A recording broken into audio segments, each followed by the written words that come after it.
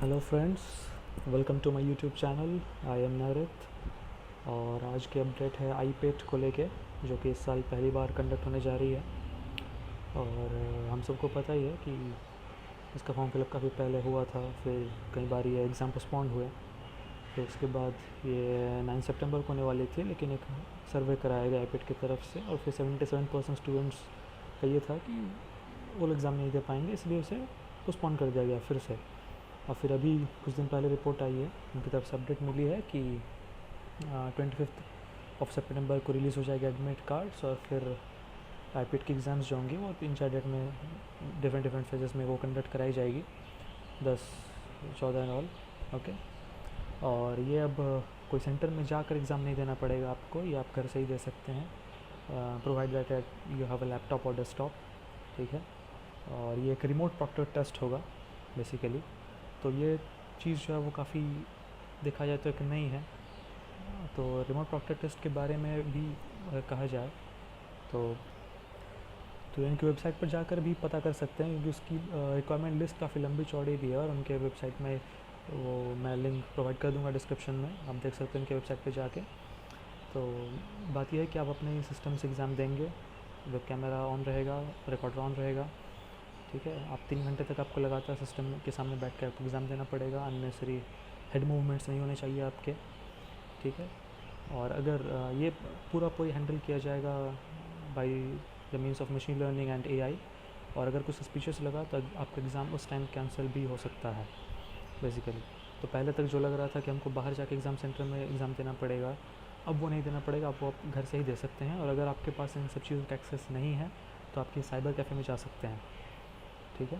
और जो requirement list है वो एक्चुअली काफ़ी लंबी चौड़ी है, तो अच्छा हो कि आप उसे देख लें, मैं लिंक डिस्क्रिप्शन में दे दूँगा। और एग्ज़ाम जिस दिन आपका होगा उसके 10 दिन पहले आपको एक डेमो ट्रायल भी देना पड़ेगा उस सिस्टम में, ताकि ये चेक करने के लिए कि वो सिस्टम सपोर्ट कर पा रही है कि नहीं एग्ज़ाम्स को। तो वो आपके लिए भी बेहतर होगा और आईपीट कंडक्टिंग बॉडी के लिए भी। अब भैया कहानी में ट्विस्ट आता है अब। ठीक है। लास्ट टाइम जब एग्ज़ाम को पोस्टपोन कराया गया तब एक सर्वे कराया गया कि चलिए भाई जो एप्लीकेंट से जान लेते हैं उनकी राय क्या है। फिर एग्ज़ाम को पोस्टपोन कराया गया। ठीक है। तब हालांकि बहुत ज़्यादा डिबेट चल रहे थे एग्ज़ाम होना चाहिए कि नहीं चाहिए, जेई नीट वगैरह के। अभी जब ये कह रहे हैं कि हम भाई रिमोट प्रॉक्टर टेस्ट लेंगे, तब ऑलरेडी देख रहे हैं कि जेई नीट वगैरह एग्ज़ाम हो चुके हैं बाहर। बहुत सारे स्टेट्स में स्कूल्स भी खोलने की परमिशन दे दी गई है, बहुत ज़्यादा खोले भी जा रहे हैं। तो इस वक्त मैं अगर चाहा जाता इन दैट केस, तो फिर बाहर भी एग्ज़ाम कंडक्ट कराया जा सकता था। ओके। हाँ, हालांकि कोरोना वाली बात है, मैं उस पर बात नहीं कर रहा हूँ, ये एक थोड़ा डिबेटेबल टॉपिक हो जाएगा। बट स्टिल ये सोचने वाली बात है कि जब ये सर्वे कराया गया, ठीक है, तब लग रहा था चलिए भाई ठीक है, लेकिन उसके बाद देख रहे हैं कि नीट जेई एग्ज़ाम्स हो रहे हैं, ठीक है, स्कूल कॉलेज वगैरह खुलने की बात की जा रही है। उस वक्त ये प्रॉक्टर टेस्ट लेने थोड़ा खटकता ही है मैटर ऑब्वियसली। और अगर आपको लेना ही था ये, तो आप वापस एक तरह का सर्वे करा ही सकते थे कि भैया एग्ज़ाम तो होगा इस टाइम में, आप ये मेंशन कर दीजिए कि हाँ भाई एग्ज़ाम हम लोग ले रहे हैं, लेकिन आप ये सर्वे करा लेते हैं कि अच्छा standard proctor test exam remote proctor test exam देने के पक्ष में कितने लोग हैं और कितने लोगों की बाहर टेस्ट सेंटर में जाके हम लोग एग्ज़ाम दें। अब उसमें से देख लेते हैं कि मेजॉरिटी जिस तरफ है आप वही वाला मोड ऑफ एग्जामिनेशन प्रेफर करते हैं। ये मेरे ख्याल से एक अच्छा डिसीजन होता है, लेकिन सीधे कह दिया गया कि एक रिमोट प्रॉक्टर टेस्ट होगा। ठीक है। अब जबकि ये तो कुछ हद तक हो गया भाई एलिजिबिलिटी क्राइटेरिया वेरी करने जैसा, क्योंकि जब फॉर्म फिलअप किया गया था तो कोई ऐसी बात कही नहीं गई थी, सब बाहर जाकर एग्ज़ाम टेस्ट सेंटर में एग्ज़ाम देने वाले ही लेवल की बात थी उस वक्त में। अभी अचानक से कह दिया जा रहा है कि आप रिमोट प्रॉक्टर टेस्ट आपको लेना है।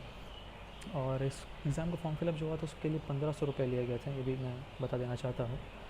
फिर उसके बाद अभी जो एक लंबी फहरिस्त देकर कही जा रही है कि रिमोट प्रॉक्टर टेस्ट होगा, आप लोग को अरेंजमेंट खुद ही करना है, मतलब सीधा कहा जाए तो एक प्राइवेट अपना टेस्ट सेंटर खुद ही क्रिएट कर लेना है। ठीक है। और फिर अगर इन सब मैटर के बारे में उनसे पूछा भी जाए तो उनका जो रिप्लाई आता है वो काफ़ी कुछ हद तक थोड़ा अनप्रोफेशनल ही लगता है मुझे, देखा जाए तो। उनका जिस तरह से रिप्लाई देने वाला तरीका है, हम लोग भले ही क्वेश्चंस करें उनको प्रॉपर मेल फॉर्मेट में, प्रोफेशनल वे में, उनका रिप्लाई काफ़ी अनप्रोफेशनल तरीके का रहता है कि आप बोरो कर लीजिए किसी से, कहीं साइबर कैफे में चल जाइए, थोड़ा मैनेजरल स्किल्स अपना दिखाइए। ठीक है। ये सब बातें कहती जाती हैं। अगर ऐसे वक्त पे अगर आईपेट CII आईपेट अपने तरफ से ये डिक्लेयर कर देती कि हाँ भाई कुछ अमाउंट हम लोग ज़रूर कंपेंसेट करेंगे बहुत सारे स्टूडेंट्स को, तो ये मेरे ख्याल से काफ़ी अच्छी बात होती। ठीक है, क्योंकि इतना हेफ्टी अमाउंट पे भी किया गया स्टूडेंट्स की तरफ से, फिर आपको कहा जा रहा है कि आप खुद ही एग्ज़ाम सेंटर्स के खुद ही अरेंजमेंट कर ले अपने आप में। ठीक है, तो ये कहीं ना कहीं से अनएथिकल भी लगता है। और जब वैसे मेल पे पूछा गया कि क्या हम एग्ज़ाम स्मार्टफोन से दे सकते हैं, तो कहा गया कि नहीं, बिल्कुल नहीं, आपको डेस्कटॉप लैपटॉप चाहिए। और फिर उसके बाद ये भी पूछा गया कि बहुत जगह साइबर कैफ़ेज़ में प्रॉब्लम है, बहुत सारे साइबर कैफ़ेज़ में actually including some metropolitan cities also, so many cyber cafes are not opening now after कोविड-19 अनलॉक हैज़ बिगन। और बहुत जगह में प्रॉब्लम्स है भी, बहुत जगह ये डॉक्टर टेस्ट देने के लिए जो ज़रूरी सामान वगैरह होते हैं, खासकर वेबकैम वगैरह हो गया, वो अवेलेबल नहीं है। कुछ जगह हैं अवेलेबल, बट कुछ जगह नहीं भी है। तो रियलिटी एक ये चीज़ भी है।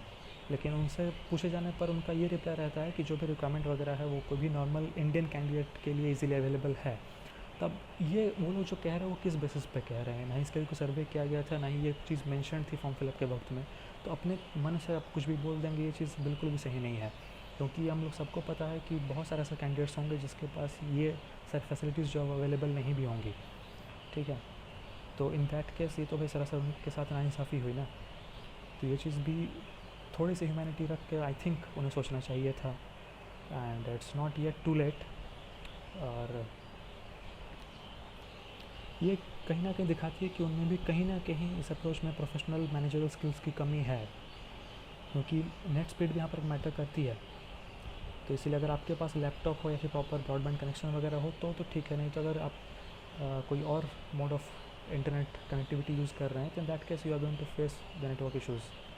ओके, तो ये काफ़ी सोचने वाली बात है। और इस एग्ज़ाम में जब इतना सारी चीज़ों को आप मॉनिटर करके एग्ज़ाम देंगे, जहाँ पर किसी पॉइंट ऑफ टाइम हो सकता है आपका एग्ज़ाम कैंसिल भी हो जाए, क्योंकि AI टेक्नोलॉजी और मशीन लर्निंग कितनी एडवांस्ड है इंडिया में, हम सबको पता है। और नेटवर्क कनेक्टिविटी भी क्या हाल है अभी, ये किसी से छुपी नहीं है ये बात देखा जाए तो। और जहाँ पर JEE नीट के एग्ज़ाम्स वगैरह हो रहे थे, यहाँ पर लाखों कैंडिडेट्स अप्लाई करते हैं, तो आईपेड में तो बस आई थिंक 25,000 के अराउंड नहीं अप्लाई किया था। तो मुझे नहीं लगता कि यहाँ पर सोशल डिस्टेंस आए भी कुछ खास प्रॉब्लम होता। और ये भी यहाँ पर बताने लायक बात है कि पहली बार जब फॉर्म फिलअप किया गया था, तब जो सेंटर्स वगैरह सिलेक्शन किए गए थे कैंडिडेट्स के थ्रू, वो बाद में फिर चेंज भी किया गया। उन्होंने फिर से पूरा सेंटर के लिए पोर्टल को ओपन किया और उन्होंने बोला कि आप लोग जो कोविड-19 का टाइम है, आप लोग जहाँ पर भी रुके हुए फंसे हुए हैं, तो आप लोग चाहे तो अपने नियर बाई सेंटर्स को ही सिलेक्ट कर सकते हैं। खैर वो भी किया गया। तो इसमें ये प्रॉब्लम ज़रूर मुझे नहीं लगता कि होता कि आपको बहुत दूर ट्रैवल करना पड़ेगा या समथिंग लाइक दैट। आप प्रॉपर वे में एग्ज़ाम सेंटर में जाकर अपना एग्ज़ाम दे रहे होते हैं। और यहाँ पर एक और चीज़ सवाल उठती है कि इसके बाद ये मतलब कितने कंपनीज इसे कितना वैल्यू देंगे, इसकी क्रेडिबिलिटी क्या रहेगी। मतलब क्योंकि पहली बार आईपेड कंडक्ट हो रही थी इस साल, तो इसका ये भी फोकस था, ये भी मोटो था, जैसा कि CII के हेड ने भी कहा है खुद कि this basically an experimental basis, so let's see that how much faith, how much trust that it gains from the side of the companies as well as from the side of the students. Okay, तो ऐसे steps के बाद ये भी एक सवाल उठता है कि कितनी कंपनीज इस पर ठीक से भरोसा कर पाएंगी या फिर कितने स्टूडेंट्स को इस पर भरोसा रहेगा। ये भी सोचने वाली बात है, क्योंकि इसका रिक्रूटमेंट प्रोसेस काफ़ी लंबा है। आफ्टर एग्जामिनेशन आपको एक सर्टिफिकेट मिलेगा, फिर जॉब पोर्टल्स और ओपन होंगी, फिर कंपनी अपने हिसाब से हायर करेंगी। ठीक है, क्योंकि पहले इनके अंडर 9,000 to 10,000 कंपनीज रजिस्टर्ड हैं CII के अंडर में। और पहले जब इनसे पूछा जा रहा था तो ये बता नहीं रहे थे कि कितनी कंपनीज़ इसके थ्रू रिक्रूट करेंगी। अभी रिसेंट ये बता रहे हैं कि भाई 50 कंपनीज़ इसके थ्रू रिक्रूट करेंगी, बट इन्हें ये नाम डिस्क्लोज़ नहीं कर रहे हैं। तो खैर कहीं ना कहीं पर इसके ट्रांसपेरेंसी पर भी सवाल उठता है मेरे ख्याल से। खैर इस मुद्दे पर बहुत सारे स्टूडेंट्स की अलग अलग राय रहेंगी, मैं बस अपना पॉइंट ऑफ व्यू रख रहा हूँ यहाँ पर। लेकिन मेरे हिसाब से ये सही रहता है कि अगर 2 ऑप्शन रह जाते हैं, या तो आप रिमोट प्रॉक्टर टेस्ट दें या फिर आप किसी सेंटर में अप्रोच करके आप टेस्ट दें।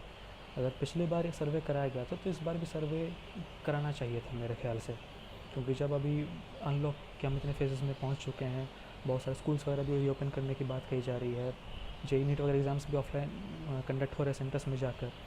तो इस वक्त रिमोट प्रॉक्टर टेस्ट का कुछ उतना खास मुझे नहीं लगता कि ज़रूरत पड़ा था, क्योंकि हमें पता है कि नेटवर्क कनेक्टिविटी उतनी भी खास अच्छी नहीं है हमारे यहाँ पर। अभी अनएम्प्लॉयमेंट रेट काफ़ी हाई हो गया है, GDP का भी हाल बहुत बुरा है, तो अभी एम्प्लॉयमेंट की ज़्यादा ज़रूरत है। लेकिन इस वक्त में ऐसे हरकतों से मेरे ख्याल से स्टूडेंट्स के सर पे एक बोझ और बढ़ता है।